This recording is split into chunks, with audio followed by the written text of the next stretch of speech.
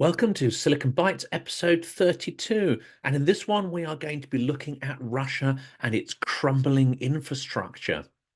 Do the issues that Russia is facing in its economy, in its civilian infrastructure, and on the front line in Ukraine mean that we are witnessing the last days of the so-called Third Rome? The idea of Moscow as a Third Rome is a theological and political concept which was formulated in the 15th and 16th centuries. Absurd as it may seem to people who've actually visited Moscow, the idea of it as a successor to ancient Rome, and indeed the extraordinary achievements of Roman civilization, are actually common currency amongst some Russian intellectuals and nationalists. And we can see why it's appealing. The grandeur of Rome, the power, the status, the control, and the territory. This all stokes the ego of Russian nationalism. It feeds into exceptionalism, which is a key characteristic of the Russian imperial identity. And this concept has merged with another one, which you will have all have heard of, and that is the Ruski Mir, or Russian world. This is a concept that has become popular of late, again, amongst Russian nationalist politicians and political philosophers. It's a concept and a political doctrine usually defined in the sphere of military, political, and the cultural influence of Russia. And in the context of Russia's invasion of Ukraine, it's very much put Russian language at the center of this, because Russia is a multi-nationality, multi-ethnic empire. So even though Russian culture is often given a privileged status, it cannot overtly say that these things are the defining characteristic of the Russian world. So it's the influence and penetration of the Russian language that has become the core tenet of the Russian world. And we also see, both in propaganda and in the invasion of Ukraine, the suppression of Ukrainian language, literature, teaching in occupied territories. We see that this idea of Russia being a defining feature of this space, this imaginary borderless space of the Russian world, is a key concept at the heart of it. And even though we know there's a high degree of coercion, pressure, control, even repression of people who don't conform to that, there are many people in Ukraine, as we now know, who speak Russian, spoke Russian, but do not want to be part of that so-called Russian world. Well, it's the job of Russian propaganda to suppress those voices and to create this illusion of unity, which justifies their aggressive behavior and which, it seems, justifies the destruction of the post-World War II order, especially as it pertains to the violation of sovereign borders. Well, let's jump in and look at some of these stories about that crumbling infrastructure I mentioned within Russia. So this is an article from the Moscow Times, and it is titled "Total Disgrace, Anger, Frustration as Mass Heating Failures Across Russia Leave Thousands in the Cold." In Podolsk, a town some 30 kilometers south of the capital, Moscow, at least 149,000 residents, nearly half of the population, were left in the cold when a heating main burst at a nearby private ammunition plant. It's a total disgrace. There's no heating, no hot water. We have to sleep in sleeping bags. Now, there are stories of people already suffering from hypothermia. There are stories we'll come to in a minute of this infrastructure, actually pipes bursting, flooding apartment blocks. We've also seen pictures of the interior of some apartment blocks where the frost and snow has really taken hold. It's like a kind of ugly Dr. Zhivago, absolutely horrific scenes. And both Ukraine and Russia, big swathes of these territories, are undergoing a full, harsh winter after what was a relatively mild winter last year. In the Moscow region, temperatures have plunged to as low as minus 20 degrees Celsius in the past week, as well as other areas. For example, the Far East Primorye region, the cities of Moscow, St. Petersburg, Penza, the southern Voronezh and Volgograd regions, all are suffering not just from the cold, but for the knock-on effects of the outages of the heating infrastructure. Now, for those who are not familiar with how many Russian cities are set up, many apartments, many buildings do not have their own individual heating supply, unless you're using very expensive electric heaters to sort of top up the room temperature. Generally, you have large radiators in all the rooms, blasting out hot air, and these have boiling water pumped through them from central power plants, usually located in the area, the region of the city you inhabit. And of course, this infrastructure is old. We're going to put a picture into the link here of a pipe that is ruptured and flooded in Novosibirsk. This is one of these central heating pipes. This one particular was laid down in 1974, and you see the water gushing down the street, millions of gallons of it, and the nighttime temperature at -25 will of course turn that water into an extraordinary ice rink once those temperatures really sort of set in and the heat is sucked out of that water. To then actually fix this infrastructure, you can imagine, is a huge undertaking, and doing it in soil that has been permeated by this water, which is then frozen, that adds to the complications. And some of you will take exception to the title of this video.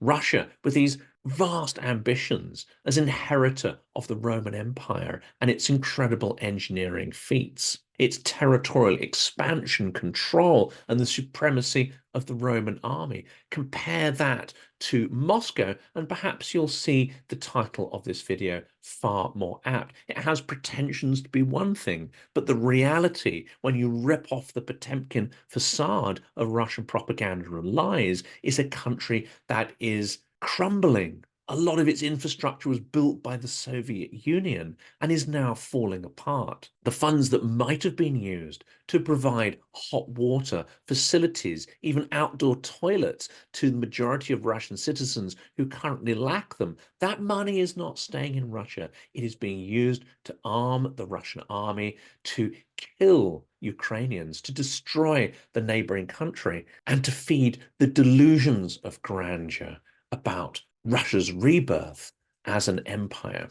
And it is these delusions, these visions of greed and conquest that I think will lead to Russia imploding, because they are so at variance with the reality we see. Another sign of the pressures on the economy is the impact on the cost and supply of eggs. This is something we covered in a recent video with Konstantin Samalov, but there is more reporting on this coming out almost by the day. Rising egg prices show cracks in the sanctions-hit Russian economy, says the Moscow Times. Russians have voiced concern about the growing cost of a basic food staple, eggs, pointing to the fragile state of the sanctions-hit economy. And this comes at a crucial time when Vladimir Putin is seeking a fifth term in office as the president. Now, we don't doubt that he'll win that. We don't doubt that those results are completely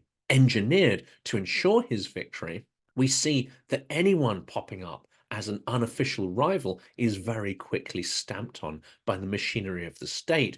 Nonetheless, Putin and his entourage will not want to see widespread discontent caused by things such as the unavailability of eggs, the galloping prices of basic food staples, and of course, pictures of people freezing in their homes. And this is an extraordinary throwback to the Soviet Union. The picture of lines of people in Voronezh queuing up to get eggs that are dramatically more expensive than they were last year, if they are indeed available at all.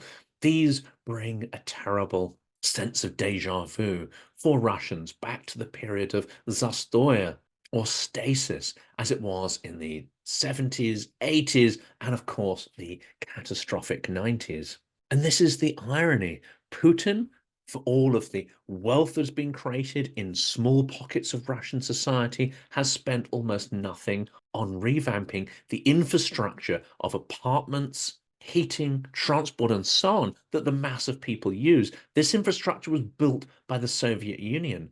How dire do you have to be as a leader that you actually make the Soviet Union look like a far more civilized, stable, and even prosperous era for most people when it is compared with the 20-odd years where you have been in charge of that country? And in that period, large parts of rural Russia, villages, towns, the business and infrastructures and factories that would have given some meaning to people's lives and given them some wealth, even at a basic level, many of these things have simply crumbled, fallen apart, and disappeared under Putin. Moscow, and to an extent St. Petersburg, are the Potemkin facade. They are the illusion designed to make us think that Russia is progressive, wealthy, powerful, when behind that, the reality for most people is something quite different. And sticking with this theme, Russia's central bank raises key rate of interest to 16% amid growing inflation. The central bank has been grappling with the economic fallout of the offensive in Ukraine. That includes Western sanctions, a huge surge in government military spending, and the call-up of hundreds of thousands of people. Now, not all of these would have been key workers, of course, or necessarily had some kind of essential talent to the economy, but there would have been many, many tens of thousands of people who are not coming back from Ukraine who nonetheless had a significant role in the factories and businesses that help to make up the Russian economy. And that will not be returning anytime soon because those people are lost, those skills are lost. And more bad news threatens Russia's recovery. This is a story about Russia's Arctic LNG-2 project. Kommersant reports that foreign shareholders have suspended participation in the project. And this is primarily due to US sanctions, reports Kommersant Business Daily, citing anonymous government sources. The United States in November issued sanctions on Arctic LNG as part of broader measures targeting Russia's future energy production and other areas, especially over its invasion of Ukraine. That's the February invasion of last year. It is unfortunate these steps were not taken sooner in 2014 when Crimea was first violated.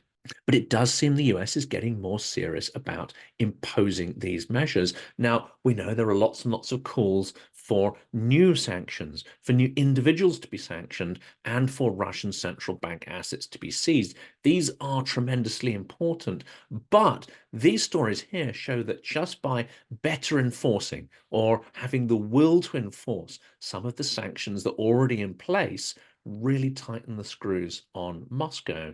They don't require additional legislation. They don't require additional buy-in from the public. It's just about providing the will and the force to close the gaps and the loopholes and make people who are violating these sanctions understand that that is no longer acceptable behavior.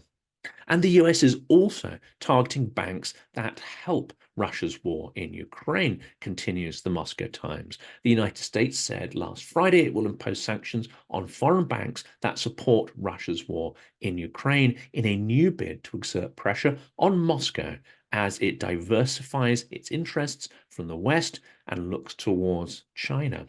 Under an executive order signed by President Joe Biden, the US will slap so-called secondary sanctions against financial institutions that back companies already targeted for supporting Russia's defense industry. Now, again, this is something that could have been done earlier, but finally, and maybe at the right moment, this, as well as the potential seizure of Russian central bank assets, could be critical moves, not just to provide really sought after funds to Ukraine, but also to really tighten the screws on what I believe, at least, is a far more fragile and brittle situation in Russia than many in the media want to admit, and which Russian propagandists are at great pains to tell us is untrue.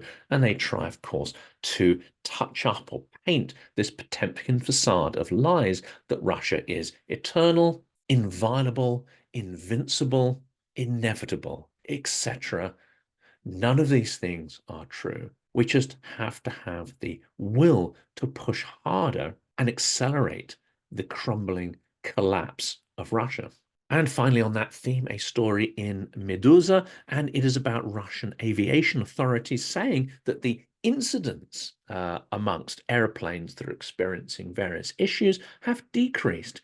Meanwhile, independent and foreign media say the exact opposite. Russian independent media and foreign media have repeatedly written about a recent increase in the number of aviation incidents in Russia. On December the 11th, the Moscow Times reported there were at least 15 cases of airplanes breaking down in Russia over just a 2-week period. Newsweek wrote about that, and it listed up to 60 aviation incidents from September through to December the 8th. Nova Gazeta has covered this and a number of others. And even in the new year, we have had several reports of planes having to make emergency landings, highly risky situations, which in some cases the pilots have been able to avert disaster. But it does point towards the fragility of the aviation industry in Russia. And don't forget, Russia is a vast, vast country. For many, it's not realistic to take a train. If you need to go from one point to another, it can take many days. So the crumbling aviation infrastructure could have huge implications for the economy, as well as the transit of core components for the military industry, for instance, as well, of course, as the dangers posed to civilian air travel as well. Well, let's now turn to what's happening in Ukraine. Russia attacks Kharkiv for the 4th consecutive day, injures 9 people, says the Kyiv Independent. A Russian missile strike on Kharkiv has injured 9 people, says the Kharkiv Oblast governor. The city's been attacked by Russia for 4 days in a row, and even after this story was written, we will see there are additional strikes. A hotel was hit where foreign correspondents were staying. There are some terrible images of people coming out of that building covered in blood. It seems that no one has been killed or seriously injured, it seems. So that, of course, is good. But this story shows why we absolutely have to support Ukraine with what it needs, and calls to bolster air defenses are increasing as not just Kiev comes under attack, but other cities like Kherson and Kharkiv are faced with an almost daily bombardment and toll of death because the air defense is not in place to save the lives as it is in Kiev. At the same time, Ukraine is ramping up its essential strategy to destabilize Russia. Ukraine understands more than anyone else that Russia is fragile, but also that Russian terror is persistent. Putin will not stop until he has achieved some kind of objectives, which means that no price is too high for him to continue the war. He does not work on the same rationality and logic as the one that dictates Western politics. Ukraine is doing what it needs to do, and this story in the Moscow Times says there have been unprecedented cross-border strikes which are rattling Russia's Belgorod region and the city at the heart of that area. Flashes illuminate the sky, says the Moscow Times, quickly followed by loud bangs, as air defense systems shoot down incoming rockets and sirens sound through the city. And this is important, as terrible as it is to see people suffering. The Kremlin has been at pains to isolate Russian citizens from the war, that is, except those from the provinces and minorities who are expected to fight the war. In the nearly 2 years since launching its full-scale offensive against Ukraine, the Kremlin has worked to insulate many ordinary Russians from the effects of the struggle. But in Belgorod, a city of 350,000 people, just 30 kilometers from the Ukrainian border, near daily Ukrainian shelling has made the war all but inescapable. People have, of course, died, and it is making many think there about whether they should actually remain in the city or move further away from the front lines. And even though people have died in the most horrific circumstances, it is still not entirely clear exactly what is going on. Whether these are drones being brought down by Russian air defense or genuine shelling, there is a lot of propaganda also being spun by the Russian side to paint the Ukrainians as terrorists and so on, and to create the idea, certainly amongst the Russian civilians, that these attacks are not justified in any way. It's also possible that Ukraine is trying to hit military targets, and those drones are being deflected onto civilian areas by Russian air defense. But of course, the propagandists will try to spin this into Ukraine being the aggressors, irrespective of the fact that the numbers of killed in Russia are relatively small. And of course, every death is a tragedy, but Ukraine has been seeing these attacks in multiple cities every single day for 2 years. So a degree of perspective is required here, and the scale of the Ukrainian suffering has to be acknowledged. Now, as part of the effort to bolster alliances and to thank allies who are especially generous, Zelenskyy has made a trip to Vilnius this week, and he will visit Estonia and Latvia as part of the same trip as well, apparently. The three Baltic nations have been some of the strongest supporters of Ukraine since the beginning of the full-scale invasion. And if you look at what they're giving in terms of percentage of GDP, they are absolutely in the top tiers of countries that are actually contributing not just humanitarian aid, but also military aid to Ukraine. Zelenskyy will hold talks with the Lithuanian president and other top politicians, as well as members of the Ukrainian community in the country. Security, EU, NATO integration, cooperation on electronic warfare and drones, and further coordination of European support are all on the agenda, he said. And as part of this visit, Zelenskyy has made an impassioned speech, which is reported in multiple outlets. This link here is from the Moscow Times. Zelenskyy says that Western hesitation on Ukraine aid emboldens Putin. This is absolutely the correct way of thinking.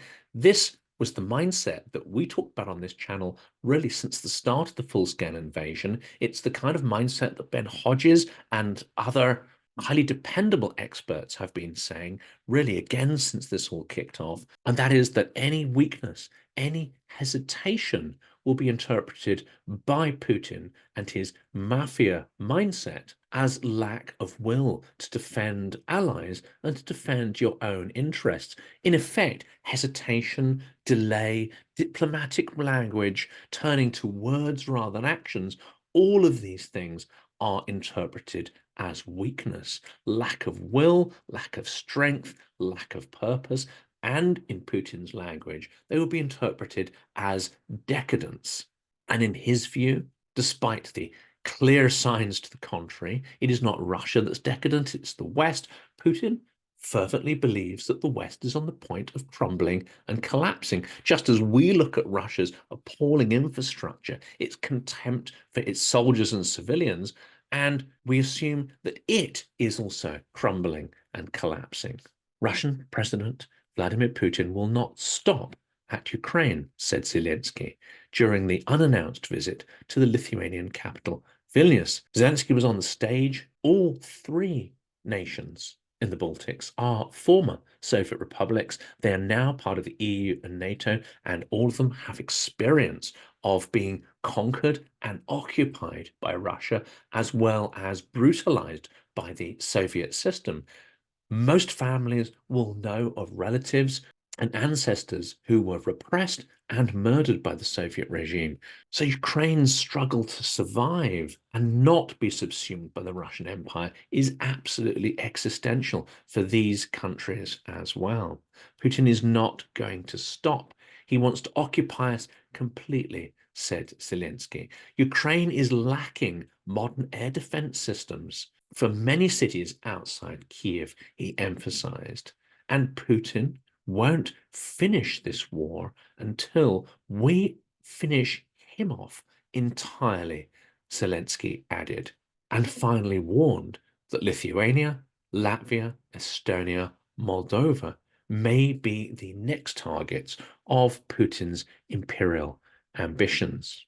And as if we needed reminding of why Russia needs to be pushed firmly back into its box, it's because not only is it aggression not ending on the ground, its investment in the tools of death are not ending either. This is a story from the KYIV Independent. Russia reportedly to start production of a new glide bomb. Russia plans to begin production of a new glide bomb drill in 2024, Russian state media-run agency TASS reported, citing the Russian state-owned arms manufacturer Rostec. The bombs are designed to be dropped by jets far from their targets. The bombs then use a guided flight path to accurately deliver a payload that Western analysts assume would be a cluster munition. Russia already has glide bombs in its arsenal and has used them against Ukraine, sometimes to devastating effects. Over 100 countries have signed a convention on cluster munitions, banning their use, transfer, production, and stockpiling. But Ukraine, Russia, and the US are not amongst those signatories. Drell bombs are intended to use against armored vehicles, ground facilities, and anti-air defenses, according to the report. Now, there's more detail in here, but I think the significant point, and it's one that was really rammed home when I watched the film 20 Days in Mariupol, is that Russian aggression from the Ukrainian perspective feels almost like an eternal war. It is the forever war that some analysts have been telling us about, because Ukrainians have been at the painful end of Russia's means of mass destruction from 2014. They've had more than 10 years of war. It is relentless. From Donbass and Crimea, you now have multiple Ukrainian cities that have been pulverized, erased, and their populations forced out. If you're paying attention, there are images of Russia leveling cities in Syria and massacring civilians indiscriminately. This is all done with high technology ordnance. And some of it is done with highly trained pilots and soldiers. So Russia's investment in these instruments of death is accelerating. Russia's use of them seems to have no red lines and no boundaries. And there is no sign that Russia will be stopping. We have to get into this mindset that this is not a limited local conflict. This could be an eternal war that gradually drags parts of Europe into it. And Putin will be counting on things like elections, political instability, the weaknesses of alliances to be able to push further and further, both militarily and through hybrid warfare. This is why this next story is an important one. The KYIV Independent reports that NATO members have pledged further support to Ukraine in 2024, outlining plans for billions in aid. NATO members have reaffirmed their commitment to bolstering Ukraine's defenses and will continue to provide military, economic, and humanitarian assistance to Ukraine this year, the alliance announced. Now, this is absolutely critical. This is the kind of signaling that will have an effect. Even more important is when the money and capabilities are actually transitioned over, when these words and commitments actually turn into actions, because this is the only thing that Russians will understand. And to add to that, an extraordinary statement by Scholz. Some might find it slightly hypocritical given the lack of movement on the supply of Taurus, but Scholz has made an extraordinary announcement where he criticized the EU for providing insufficient military aid to Ukraine.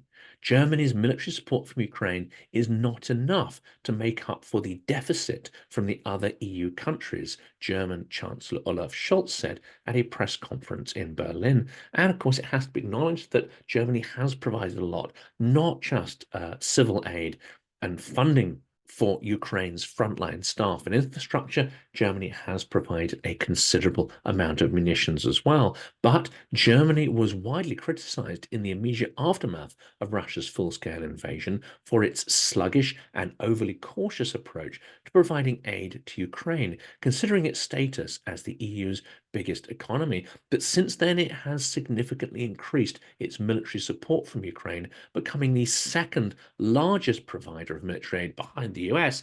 And if you look at it on a per capita basis, it is actually higher than the US contribution. And this is an important point of reality. It is so actually good to hear the Chancellor saying this. As significant as the German contribution is, he said, it will not be enough to ensure Ukraine's security in the long run. This is what we need to be talking about, not what we've done and what we will do, but what do we have to do to ensure Ukrainian victory?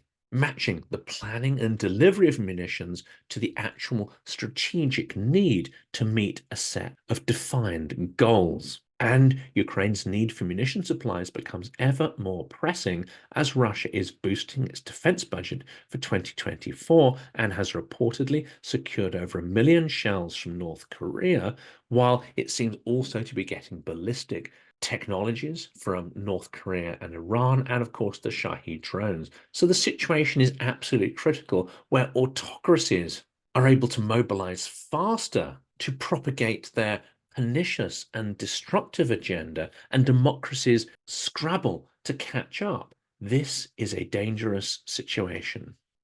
And the cost of this is incalculable. And this is a terribly sad story about a Ukrainian poet, Maxim Krivtsov, who was killed on the front line. Ukrainian poet and soldier Maxim Krivtsov, 33, has been killed on the front line, the Writers' Association PEN Ukraine said in a statement on January the 7th. He was amongst the leading participants in the Euromaidan revolution, one of the most crucial events in modern Ukraine's history that ended the rule of pro-Kremlin President Viktor Yanukovych in 2013-2014. After that, he joined Ukraine's armed forces as a volunteer after Russia started the war in Ukraine's Donbass.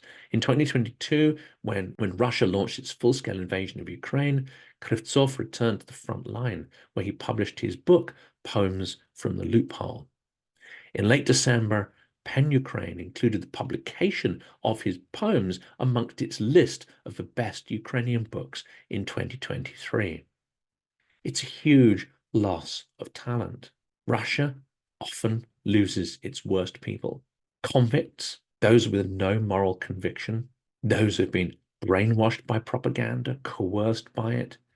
Ukraine loses its best people, people who forego comfortable, rewarding lives with their families, people who have great creative potential, potential for innovation, potential to create wealth for the country, and they volunteer to defend it in its values. And far, far too many of them are dying at the hands of the Russian terrorists. And this is a story we're going to be covering in more detail in a separate episode, and it is reported in the KYIV Post. And for those who are in the pro-Ukrainian bubble, this is a story that is really gaining some traction and causing quite a bit of uncertainty and anxiety. And the article questions, is a leading Ukrainian skeptic influencing White House policy? Samuel Charap, an influential proponent of Kiev-Moscow negotiations, which many of you watching this will think is a completely delusional idea, and one which is heavily promoted by Russian propaganda narratives. Nonetheless, this person is a big proponent of it. He's long been skeptical of Ukraine's ability to win the war, again, echoing a strong Russian propaganda interest. And evidently, he has quite a connection to the White House. The Kyiv Post discovered that Samuel Charap, one of the most prominent Ukrainian skeptics among American foreign policy analysts, has been a regular visitor to the White House's National Security Council, NSC, during the past 3 years of the Biden administration. This character was an advocate of Kiev negotiating with Moscow since the early days of Russia's invasion, no matter how unrealistic that might have seemed at the time, and even less so now in the light of Irpin, Bucha, Mariupol, and the other atrocities. He was a frequent voice in the media and in international political circles, questioning the logic of even arming Ukraine. He's written articles from the start of the war onwards, suggesting that Western weapons would not have any influence in changing the game on the ground, would not give Ukraine any advantage against Russia. Of course, he has been proved disastrously wrong over and over and over again. In the publicly available White House visitor log, one of CHARIT's most recent visits on July 17, 23, was listed as an appointment with Jonathan Feiner, Deputy National Security Advisor under Sullivan. And this is important. Many have started questioning Sullivan's strategic aims and the subtext behind them. Many have started suspecting that actually what Sullivan is not angling for is Ukrainian victory. Rather, the policy is built around the idea of creating a stalemate, not necessarily to bleed Russia until it collapses, but actually out of the very fear of what a collapsing Russia would mean. Now, as I say, there's a lot of detail in here. There are some controversial arguments, and I'm going to be doing a separate episode on analyzing the articles and output of people like Samuel Charap and relating it back to statements made by Sullivan. But what I think this coverage tells us is that things need to change dramatically, because the US policy seems to be based on falsehoods, delusions, and even with some potential that Russian propaganda narratives have been injected into the national security thinking, planning, and policy within the Biden administration. And I'm going to put some links to some other interesting stories here. One that continues this idea of the media amplifying bad narratives. It's about Western media swallowing the Kremlin narrative about Kyiv's attacks on Belgorod. We talked about that earlier, and this is a great article to uncover some of the detail behind that. And links to 2 more articles. And this is an important one, I think. Again, it's the Kyiv Post. Top Kremlin mill blogger confirms Russian failure, frustration over Ukraine's Dnipro River bridgehead. And this is an extraordinary story because Ukrainians who've been able to create a bridgehead on the Russian-held bank of the river Dnipro, and persistent Russian attempts to try and dislodge them has led to a huge toll in terms of the destruction of armored vehicles and personnel on the Russian side. This is barely reported in the Western media at all. Instead, we hear about the negotiation narrative, we hear about stalemate, we hear about Ukraine losing. But this story that suggests that the second most powerful army in the world cannot dislodge Ukraine, a country whose military is ranked far, far below the scale and capability of Russian forces, if you believe these kind of rankings, this should be the real story. How Ukraine has held off and continues to hold off the invader. How Ukraine seems able to inflict a much higher ratio of loss on the Russian forces than it is sustaining itself. That is potentially the big story here. And finally, I'm going to put a link to an interesting video. This is Howard Buffett, after visiting Ukraine, has made some extraordinarily strong and very good statements about how Ukraine must defeat Russia. There can be no good deal with a bad guy, Howard Buffett says, on defeating Putin.